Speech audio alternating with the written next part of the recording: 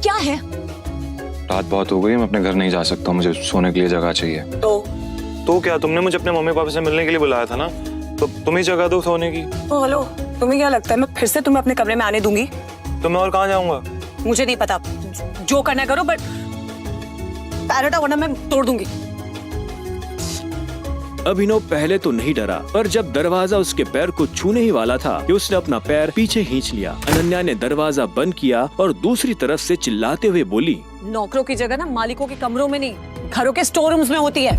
ये सुनते ही अभिनव को बुरा लगा, पर वो कर भी क्या सकता था। उसने बस बंद दरवाजे को देखा और हताशा से अपना सिर हिलाने लगा। अब आगे क्या होने वाला था? कहाँ सोने वाला था अभिनव? और क्या उसे इस घर में कभी इज्जत मिल पाएगी? और क्या होगा जब अनन्या के घर वालों को अभिनव की असली पहचान के बारे में पता चलेगा?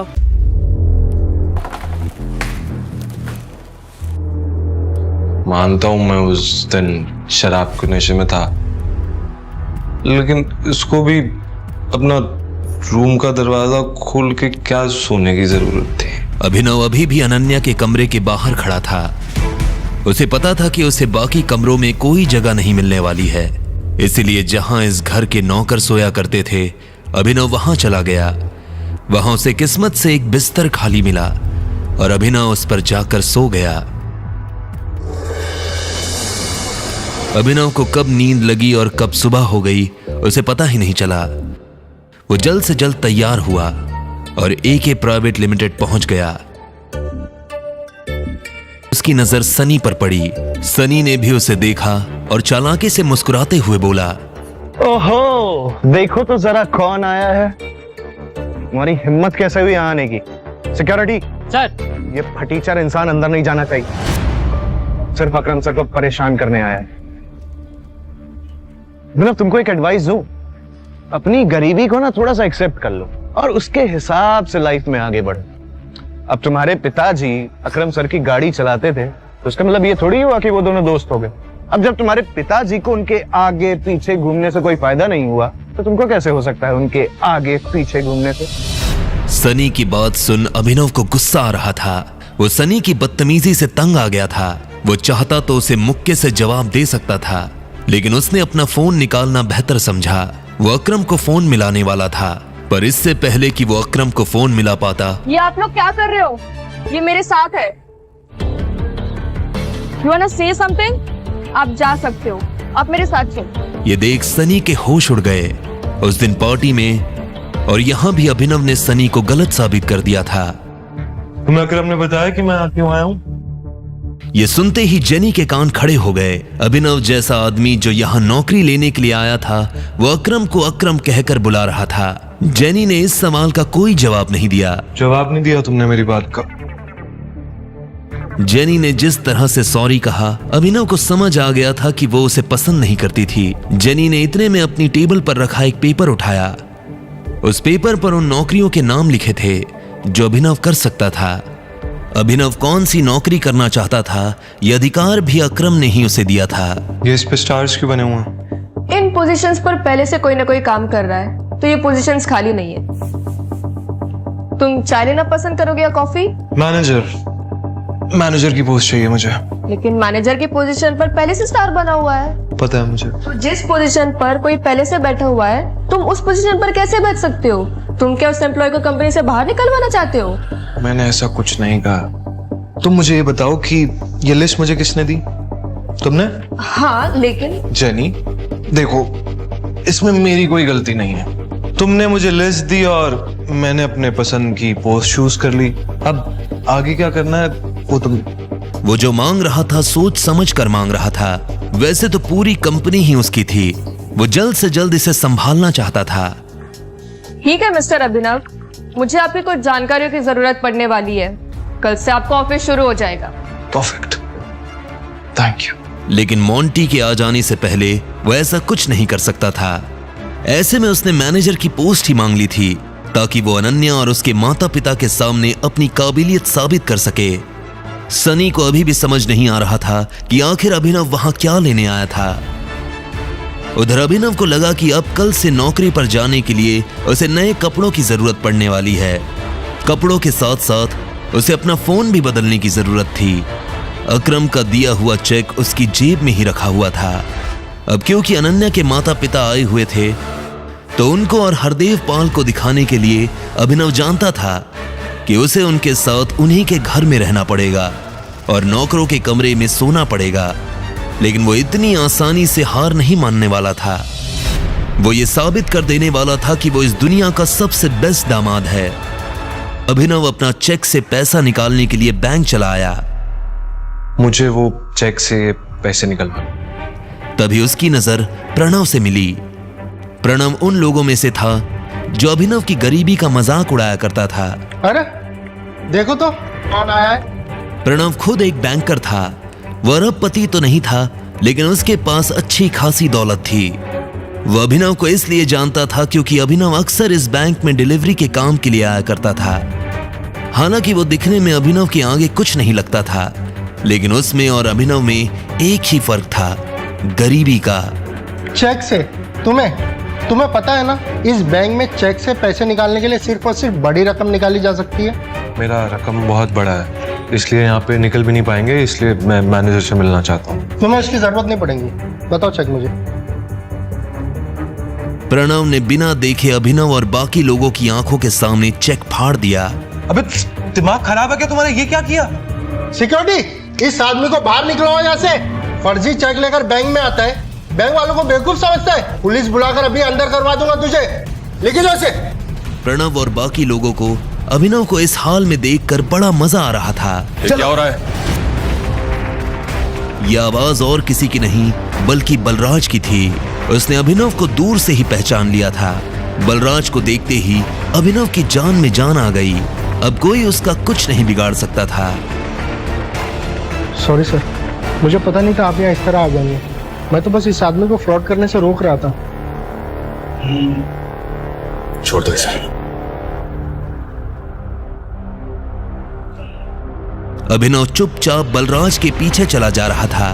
प्रणव और बाकी लोगों को समझ नहीं आ रहा था कि बलराज अभिनव को अपने साथ क्यों ले जा रहा था। जब प्रणव भी उनके पीछे जाने लगा तो बलराज ने पलट कर कहा, मैंने तुमसे कहा मेरे साथ आने के लिए।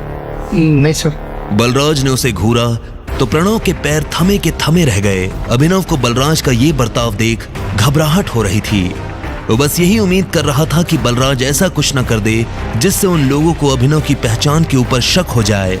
अगर इसने गलती की है तो इसके बारे में मैनेजर को पता होना चाहिए। अगर तुम अपने लेवल पर एक्शन लोगे तो हो सकता है मैनेजर को बुरा लग जाए। जी सर। कम। बलराज ने अभिनव को घूरा और उसे अपने साथ अंदर आने का इशारा करने लगा।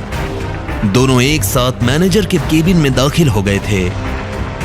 मैनेजर अपनी कुर्सी पर बैठकर कंप्यूटर पर काम कर रहा था। बलराज ने उसका ध्यान अपनी तरफ खींचने के लिए दरवाजे को जोर से बंद किया। अचानक से मैनेजर की नजर दरवाजे पर पड़ी। जब उसने देखा कि सामने बलराज खड़ा है। अरे बलराज सर, आप यहाँ कैसे? मुझे बुला लिया होता। बैठिए बैठिए। कहिए कैसा आना हुआ? वैसे तो मैं अपने किसी काम से आया था, लेकिन बाहर तमाशा देखा तो सोचा कि सबसे पहले मैं तुमसे इस बारे में बात करता हूं। बताइए ना। तुम जानते हो यह साहब कौन है? उसकी नजर उसके चेहरे से फिसलते हुए उसके हाथों और आखिर में उसकी अंगूठी पर पड़ी। जैसे ही उसने अंगूठी पर बने उस निशान को देखा तो मैनेजर का मुंह खुला का खुला रह गया। बाप रे बाप, ये टाइगर है। ये कौन? ये उस टीम का आखिरी हिस्सा है जिस टीम का तुम कैप्टन हो tiger. I am very sorry, मुझे माफ कर दीजिए। टाइगर, आप कितनी देर से यहाँ हैं? मैं आपके लिए क्या कर सकता हूँ? बस उसकी जरूरत नहीं है। एक चीज का ध्यान रखना, इनके अलावा और तुम्हारे अलावा किसी को नहीं पता चलना चाहिए कि मैं टाइगर हूँ। जी।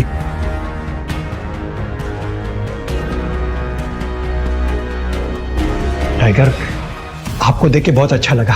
अब आप यहाँ पे हैं तो जरूर आप हमें मुसीबत से बाहर निकालेंगे ही। वो तो ये कर ही लेंगे, पर सबसे पहले तुम्हें अपने काम करने वालों को सबक सिखाना होगा, क्योंकि अगर मैंने अपने तरीके से सबक सिखाया तो तुम अच्छी तरह से जानते हो क्या होगा। क्या हुआ? क्या किया उन्होंने? और अभिनव के साथ जो हुआ उसने मैनेजर को सब बता दिया। ये सुनते ही मैनेजर का खून खौल उठा। तब इधर एक हट्टा कट्टा सा आदमी काला चश्मा लगाकर खड़ा था। उसकी आंखों पर चश्मा, गले में सोने की मोटी चेन। अभी अभी खबर मिली है कि टाइगर लौट आया है। आप कहें तो अभी नहीं, अभी अभी तो आया है, थोड़ा उछलने कूदने दो। पर हाँ, इस बार पिंजरे में डालने की गलती मत करना।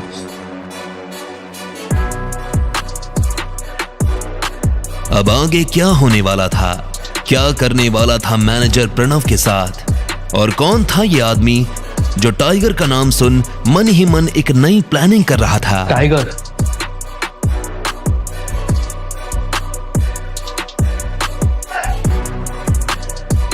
मैनेजर को जब पता चला कि प्रणव ने अभिनव के साथ क्या किया था, तो उसका दिमाग गर्म हो गया। बैंक में भले ही उसका दिमाग कंप्यूटर चलाता हो, लेकिन उसका दिल आज भी गोलियां चलाता था। उसकी ये हिम्मत, अभी खबर लेता हूं। उसने गोली की रफ्तार से प्रणव को अपने कैबिन में हाजिर होने के लिए कहा। प्रणव! इतने में प्रणव वहां आया। क्या किया तुमने? ये साहब जो चेक लेके आए थे, किससे पूछ के फाड़ा? सर ये आदमी डिलीवरी वाला है, बैंक में फर्जी चेक लेके आया था। इसे क्या लगता है? हम लोग ने यहाँ लॉटरी सिस्टम चालू रखा है और मैंने इसके चेक की इंफॉर्मेशन कंप्यूटर में चेक की थी, कोई डेटा रिलेवेंट हुआ ही नहीं। सच बोल रहे हो? हाँ सर। ये डिलीवरी बॉय जिसका चेक लेके आए थे, जानते हो किसका है? अकरम सर का। क्या सर? हाँ, और इनके साथ जो तुमने किया वो तो ठीक है, लेकिन अकरम सर को मालूम पड़ेगा कि तुमने उनके चेक का क्या हाल किया है, तो वो तुम्हारा क्या हाल करेंगे, जानते हो ना? चेक कहाँ है? सर ये रहा चेक। तुम्हारी हिम्मत कैसे हुई? अब एक काम करो, टेप से इस चेक के टुकड़े को, एक एक टुकड़े को अच्छे से जोड़ो। क्या सर? हाँ, और ये असाइनमेंट के बाद मैं तुम्हें नौकरी से निकाल रहा हूं। You will be fired. Sir लेकिन मैंने क्या किया है? नौकरी से निकाल दूंगा ये तो सुन लिया, लेकिन उससे पहले जो मैंने कहा वो सुनाई नहीं दिया। अगर उसे पता होता कि उसे इन्हें फिर से जोड़ना पड़ेगा, तो वो इतना फाड़ता ही नहीं। प्रणव ने मैनेजर की तरफ देखा। ये चेक अकरम सर का है, इससे अच्छे से जोड़ना, और जरा भी गड़बड़ की तो तुम्हारे पिछवाड़े पे लात मार के ऐसा बाहर भगाऊंगा कि दुनिया की कोई भी बैंक में जाकर काम नहीं कर पाओगे। उसने घबराते हुए अभिनव को देखा। प्रणव को अकरम से चेक और मैनेजर की भाषा दोनों ने हैरान कर दिया था, और फिर चेक के टुकड़े जमाना शुरू कर दिया। अभिनव को अंदर ही अंदर महसूस हो रहा था कि वो अपनी शिकायत लेकर मैनेजर के पास आया था, लेकिन प्रणव ने न जाने ऐसे कितने ही अभिनव के साथ ऐसा गंदा व्यवहार किया होगा। उधर प्रणव को समझ नहीं आ रहा था कि बलराज और उसका मैनेजर एक फटीचर से डिलीवरी बॉय की मदद क्यों कर रहे थे। आखिरकार प्रणव ने चेक को बड़ी मेहनत से जोड़ा। I am really very sorry. वैसे टाइगर, आप इतने साल कहाँ थे? पहले तुम मुझे ये बताओ कि तुम मेरे पापा से कैसे जुड़े हुए हो? मैं उनकी टीम का हिस्सा हूँ। सुनो, टाइगर वापस तो आ गया, लेकिन मोंटी के आने तक किसी को भनक भी नहीं लगनी चाहिए, वरना गेम हो जाएगा। बलराज सर सही कह रहे हैं। हम शेरों के बीच एक भेड़िया घुस आया है, जो आपकी हमारी सारी खबर हमारे दुश्मनों को देने वाला है। इसलिए संभल के रहना होगा टाइगर। भेड़िया मतलब जासूस? हाँ, इसके बारे में मोंटी तुम्हें डिटेल में बताएगा। तब तक तुम गुफा से बाहर आना नहीं, और आओ तो अंधेरे में। इस बीच हमें तुम्हारे पापा यानी हमारे संजय के कातिल के बारे में हमें पता लगा, और साथ ही ये भेड़िया। अभिनव के मन में इन दोनों चीजों से जुड़ा बस एक ही नाम आया, मोंटी। जिस तरह से राणा ने संजय को धोखा दिया था, अभिनव को पूरा भरोसा था कि मोंटी भी अपने बाप के नक्शे कदम पर ही चलेगा। उसे इन लोगों पर तरस आ रहा था जो राणा को अपना सगा मानते थे। इस ग्रुप में और कौन कौन लोग हैं जिससे मिलना भी बाकी है? मुझसे और अकरम से तो तुम मिल चुके हो। डीके तुम्हारे सामने खड़ा, इक्का, पार्कर, अलाइन, ये 3 बाकी हैं। अलायना मतलब हमारे ग्रुप में कोई लड़की भी है? हाँ, इससे पहले उसकी माँ इस पोजीशन पर थी। 1 साल पहले उसकी डेथ हुई तो अलायना उसकी जगह पर है। वो लड़की नहीं है, वो आग है, चलता फिरता अंगारा है, आंधी है। मैंने अपनी जिंदगी में अलायना जैसी लड़की कहीं नहीं देखी। शक्ल, अक्ल और तेवर तीनों है उसमें। मैं कुछ समझा नहीं। जिद्दी है। उसकी जिद के आगे मुझे अपनी जिद भी कम लगती है। कहने को तो हमारे ग्रुप में बस वो एक लड़की है, लेकिन उसे पढ़ पाना हम में से किसी मर्द के बस की बात नहीं है। ये सुनते ही अभिनव समझ गया था कि बलराज का इशारा किस तरफ है।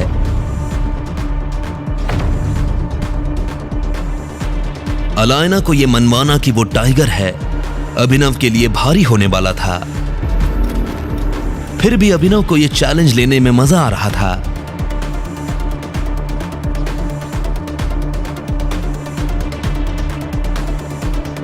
अभिनव के मन में भी अब अलायना से मिलने की इच्छा बढ़ने लगी। इतने में मैनेजर यानी डीके ने कहा, बहुत जल्द आप उसे मिलोगे, लेकिन वो लड़की आपसे मिलेगी पता नहीं। मुझे नहीं लगता कि टाइगर के लिए उसे मनाना मुश्किल होगा।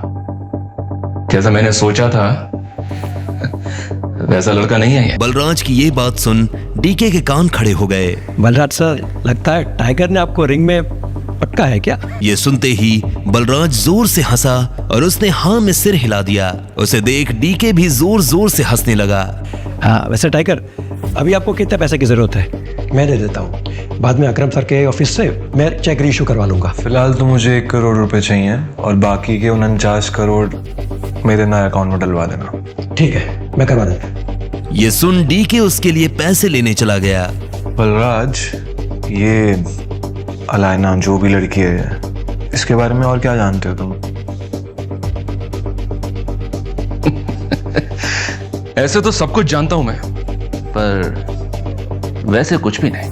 नहीं, मेरा मतलब बलराज, तुम्हें पता है मेरा क्या मतलब है? हाँ, मैं जानता हूं तुम्हारा मतलब। बस उसे अपनी तरफ से चिढ़ने का या गुस्सा होने का मौका मत देना, और ना ही उसके पीछे कुत्ते की तरह जी बिलाना। और जोक तो बिल्कुल भी मत मारना। जोक मारने वालों को जान से मार देती है वो। वैसे तुम्हें अब एक गाड़ी की जरूरत है टाइगर। मैं अपने मैनेजर को बोल रहा हूं, तुम यहां से सीधा ग्लोब मोटर जाओ, वहां एक गाड़ी तुम्हारा इंतजार कर रही है। ऐसे मैं अभी भर रहा हूं, बाकी जब तुम गद्दी संभालोगे तो उसका डबल दे देना मुझे। Okay, thank you.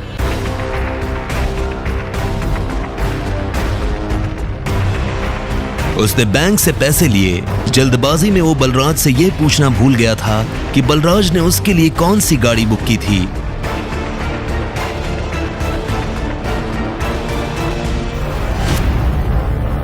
जैसे ही वो अंदर गया तो उसने देखा कि शोरूम का मैनेजर दरवाजे पर खड़ा होकर किसी का इंतजार कर रहा था। मिस्टर अभिनव ग्रेवाल? मैं ही हूँ अभिनव गढ़वाल। भाई साहब, आइए प्लीज, चलिए। कुछ देर बाद अभिनव एक गैराज में आ गया था। मैनेजर उसे उसकी गाड़ी के पास लेकर आया। सही है गाड़ी, मैं पेपर्स रेडी करवाता हूँ, तब तक गाड़ी देख लीजिए। वो एक बहुत ही महंगी सी गाड़ी थी। बलराज ने जानबूझकर उसे पुराना करवाया था ताकि कोई भी अभिनव पर उसकी गाड़ी की वजह से शक न करे। पर जब अभिनव ने गाड़ी के अंदर देखा तो उसे बहुत अच्छा महसूस हुआ।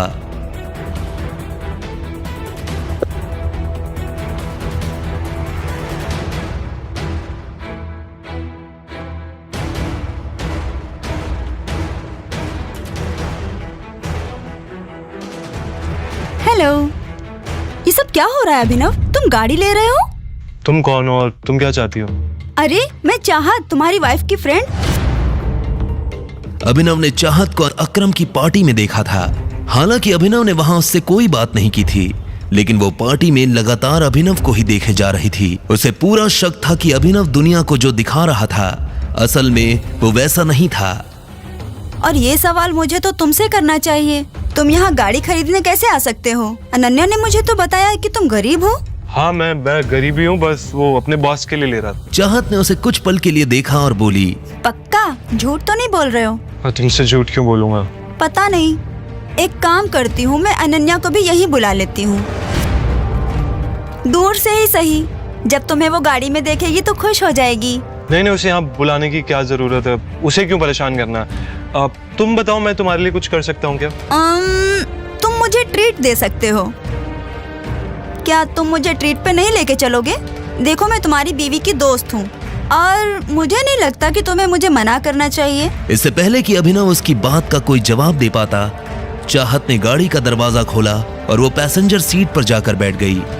ठीक इसी वक्त मैनेजर डॉक्यूमेंट्स लेकर आया और उसने डॉक्यूमेंट्स अभिनव को दे दिए। अभिनव भी ड्राइविंग सीट पर बैठ गया। उसे पता था कि चाहत खुद एक रईस परिवार से आती थी। ऐसे में वो उसे अकरम के एक होटल में ले जाने वाला था। चाहत पूरे रास्ते रह रहकर अभिनव को देख रही थी। अभिनव को समझ नहीं आ रहा था कि वो उससे चाहती क्या है। अभिनव की गाड़ी अकरम के होटल के नीचे पार्क हुई। बिजनेस में अकरम किसी की नहीं सुनता, समझे? ठीक है, मैं बाद में कॉल करता हूं। टाइगर?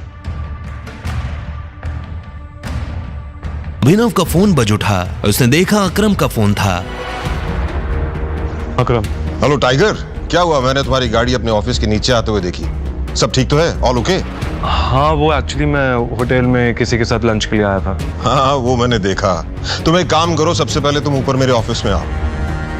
मैं तुम्हें अपना वीआईपी कार्ड देता हूं। तुम दोनों को वीआईपी ट्रीटमेंट मिलेगा। क्या हुआ, चले? तुम यहीं रुको, मुझे एक इम्पोर्टेंट काम है, मैं वो निपटा कर आता हूँ। चाहत उसे जाते हुए देख रही थी। वो अच्छी तरह से जानती थी कि यह अकरम का ऑफिस है, लेकिन अभिनव वहां क्या करने जा रहा था। उधर जब चाहत को अभिनव के ऊपर शक हो रहा था, तब इधर अभिनव भी अकरम के कैबिन में पहुंच चुका था। जैसे ही अभिनव अंदर आया तो अकरम ने उसकी तरफ अपना कार्ड बढ़ाया और बोला, आओ tiger, welcome. All good? Yes, all good. ये लो VIP card. Have fun. Thank you. वो नीचे आया और उसने देखा कि चाहत होटल के बाहर शेड में खड़ी थी। चले? दोनों होटल के अंदर दाखिल हो गए और एक टेबल पर जाकर बैठ गए। अभिनव जानबूझकर चाहत से नजर नहीं मिला रहा था। वहीं चाहत उसे लगातार देखती जा रही थी। क्या हुआ, सब ठीक है? हाँ, सब ठीक है। अच्छा, वैसे तुम इस ऑफिस में काम करते हो क्या? हमें कुछ ऑर्डर करना चाहिए ना, मुझे बहुत भूख लग रही है। वेटर। अभिनव ने चाहत के सवाल को टालते हुए कहा, हेलो सर, तुम मुझसे कुछ छुपाने की कोशिश कर रहे हो क्या? नहीं, बिल्कुल नहीं। मैं तुमसे भला कुछ क्यों छुपाऊंगा? ऐसा नहीं है। 1 सेकंड। अभिनव और चाहत ने वेटर को ऑर्डर दिया और वेटर वहां से निकल गया, लेकिन चाहत अपना सवाल भूली नहीं थी। तो तुम क्या करते हो? मैं एके प्राइवेट लिमिटेड में एक छोटी सी नौकरी करता हूँ बस। ये तो अकरम जी की कंपनी है ना? हाँ, right. Hello gorgeous, you are so beautiful. मैं आना तो नहीं चाहता था, लेकिन मेरा मन नहीं माना।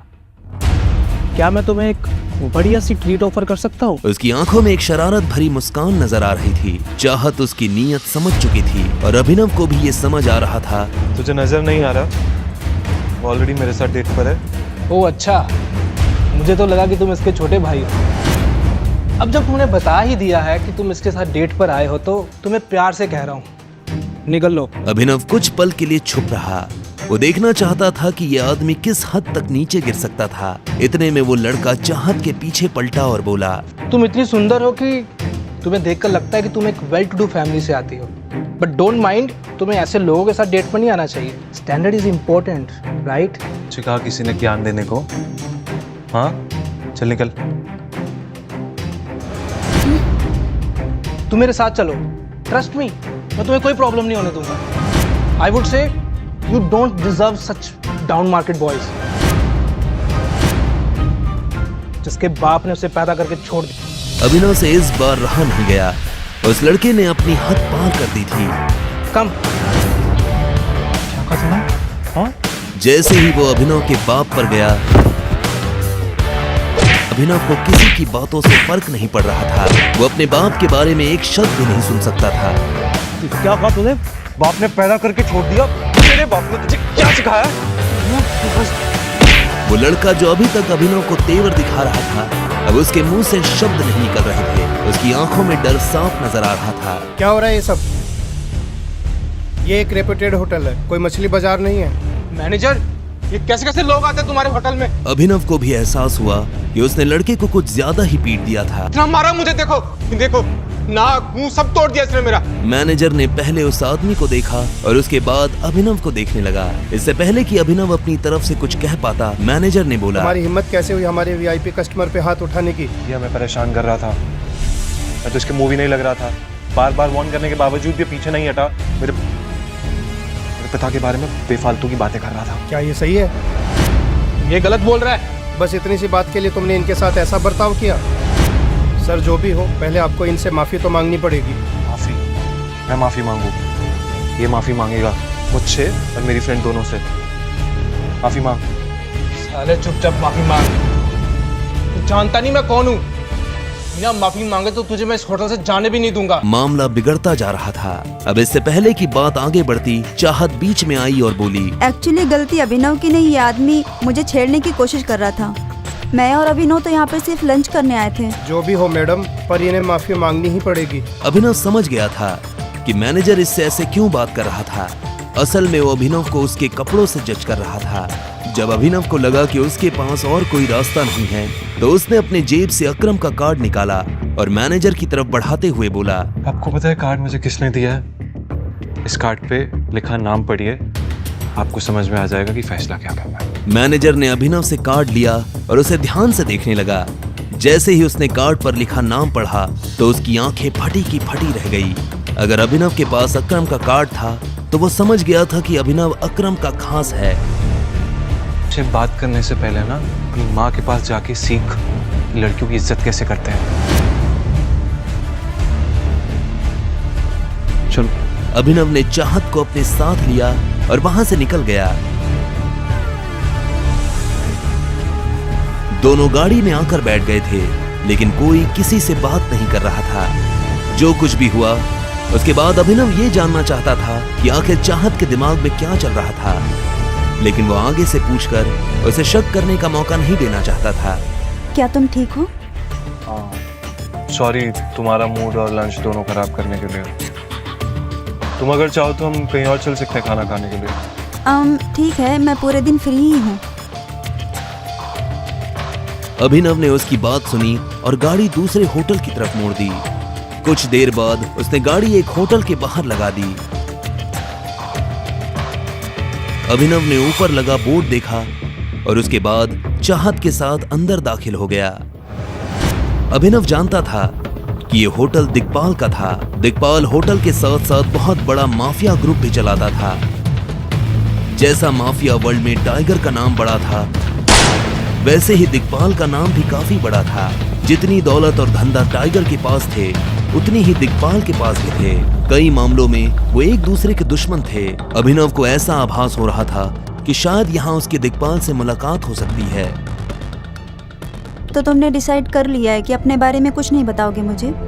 किस बारे में? असल में वो समझ गया था कि चाहत के मन में ये शक की सुई क्यों घूम रही थी। क्या यार, अब बता भी दो। इतना बड़ा भी क्या सीक्रेट है यार? क्या जानना चाहती हो तुम? तुमसे पूछ रही हूँ, तुम्हारे बारे में ही पूछूंगी ना। मेरे पास अपने बारे में कुछ बताने के लिए है ही नहीं, अभिनव ने कहा और चाहत से बचने के लिए इधर उधर देखने लगा। इस टाइम दिग्पाल बॉस का डंका सिर्फ गुड़गांव में ही नहीं, पूरे इंडिया में बज रहा है। हाँ, मार्केट से जब से टाइगर गायब हुआ है तब से टाइगर का नाम भी गायब हो गया है। अभी उसकी नजर कुछ लोगों पर पड़ी जो आपस में काफी गंभीर बातें कर रहे थे। उसे समझ में नहीं आ रहा था कि आखिर वो टाइगर के बारे में इस तरह की बात क्यों कर रहा था। बताओ ना अभिनव, कुछ छुपा रहे हो मुझसे? नहीं, मैं तुमसे कुछ क्यों छुपाऊंगा। टाइगर गायब नहीं हुआ है, टाइगर जिंदा है और वो बहुत ही जल्द लौट के आएगा। मैंने तुझसे कहा था ना जॉनी, ज्यादा मत प्यार कर, संभाली नहीं जाती तुझसे। कुछ भी बकवास कर रहा है। क्या डेयरिंग है इन लोग की। दिग्पाल के होटल में बैठ के टाइगर की बातें कर रहे हैं। या तो इन्हें चढ़ गई है या तो इनमें बहुत ही हिम्मत है। बकवास? बकवास तो तू कर रहा है। टाइगर का कंपैरिजन दिग्पाल से? विस्की और देसी शराब का क्या मेल है? मैं कह रहा हूँ टाइगर जिंदा है and he will return soon. Johnny नाम के इस आदमी की बात सुनकर अभिनव के रोंगटे खड़े हो गए थे। वो ये जानना चाहता था कि जॉनी मन से फेंक रहा था या उसके पास साथ में कोई जानकारी थी। अभिनव उन लोगों की बातों को ध्यान से सुन रहा था। अब तो चाहत भी अभिनव की तरह उन लोगों की बातें सुनने लगी थी। क्या डेयरिंग है इन लोग की, दिक्पाल के होटल में बैठ के टाइगर की बातें कर रहे हैं। या तो इन्हें चढ़ गई है या तो इनमें बहुत ही हिम्मत है। चाहत को न जाने क्यों ये आभास हो रहा था कि अभिनव उससे कुछ तो छुपा रहा था। वो औरों की तरह अभिनव के कपड़े नहीं देख रही थी, बल्कि उसकी नजर उसके चेहरे पर थी। अभिनव, अभिनव, हाँ, कुछ कह रही थी तुम मेरी दोस्त से झूठ बोल रहे हो। कौन सी दोस्त? अनन्या। हाँ, अनन्या। नहीं, मैं उससे झूठ क्यों बोलूंगा, ऐसा कुछ भी नहीं है। बट यू नो व्हाट चाहत, मुझे ना एक बहुत इंपॉर्टेंट काम है, तो मुझे अभी के अभी निकलना पड़ेगा। तो तुम तो जानती हो मैं अनन्या का पति हूँ। घर थोड़ा लेट पहुंचूंगा ना तो मेरी जान ले लेगी, और वैसे भी उसको बिल्कुल पसंद नहीं है मैं लेट आऊँ, उसको शक होने लग जाता है। शक तुम पे?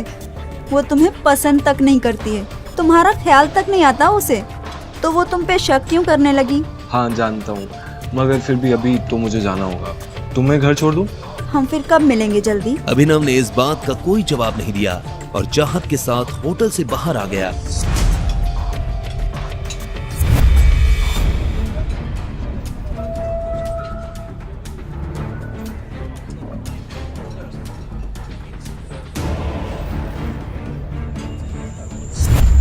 उन लोगों के पास पहुंचने पर अभिनव को पता चला कि वो लोग उस लड़की को मार रहे थे।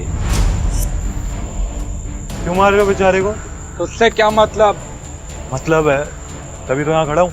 अगर जिंदगी में आगे भी खड़ा रहना चाहता है ऐसे ही, तो चुपचाप यहाँ से निकल जा, वरना इसकी तरह लंबा कर दूंगा तुझे भी। अरे ये लाइन तो मैं तुझे बोलने वाला था, अब तूने मेरी लाइन चुराई तो तू और ज्यादा मार खा। क्यों हीरो बन रहा है? जानता नहीं गुड़गांव में हीरोगिरी काम नहीं आती। चुपचाप चला जा यहाँ से, वरना बेकार में एक की जगह दो की कब्र खोदनी पड़ेगी।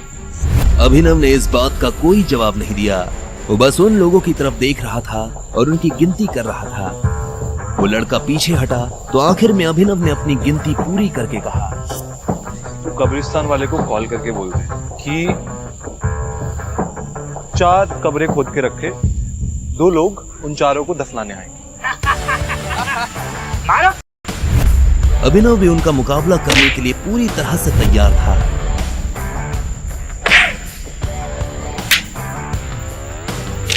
देखते ही देखते अभिनव ने समा और समय दोनों बदल दिए थे।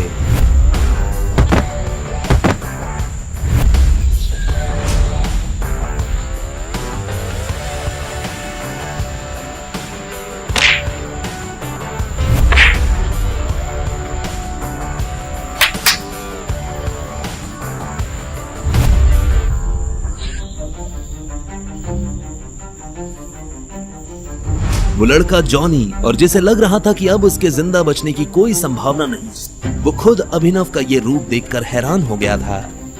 उसके लिए अभिनव भगवान से कम नहीं था।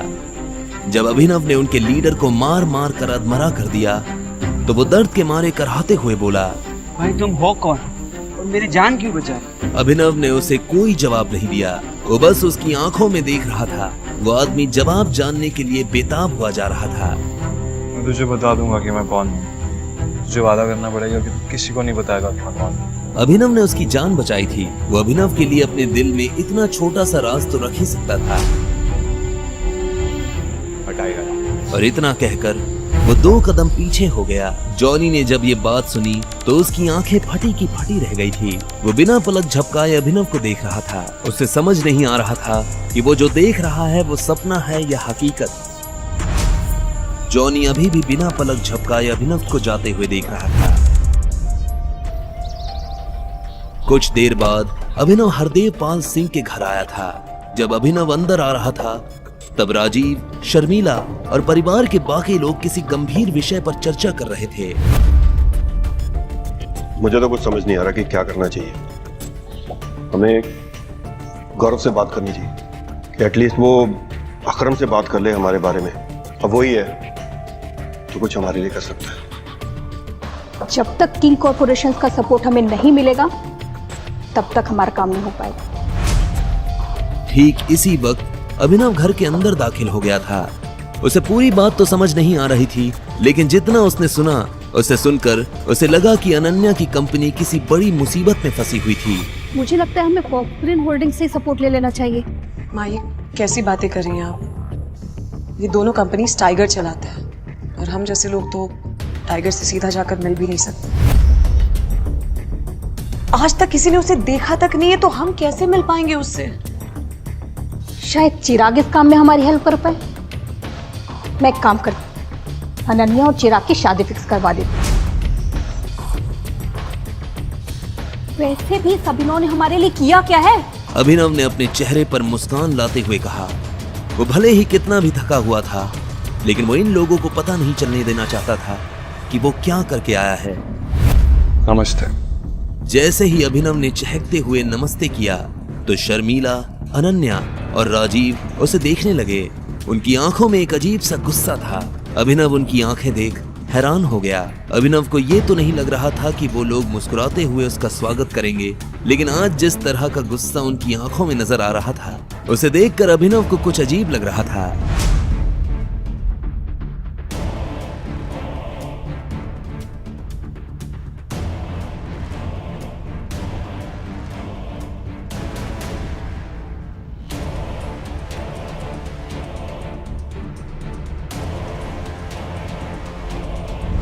अब आगे क्या होने वाला था? आखिर क्यों सब लोग अभिनव से गुस्सा थे और किस परेशानी में फंसी थी अनन्या? क्या अभिनव उसकी परेशानी हल कर पाएगा? आगे की कहानी जानने के लिए देखें अगला एपिसोड सिर्फ पॉकेट एफएम के यूट्यूब चैनल पर, और द रिटर्न ऑफ टाइगर के सारे एपिसोड्स को सुनने के लिए डिस्क्रिप्शन में दी लिंक से डाउनलोड करें पॉकेट एफएम ऐप।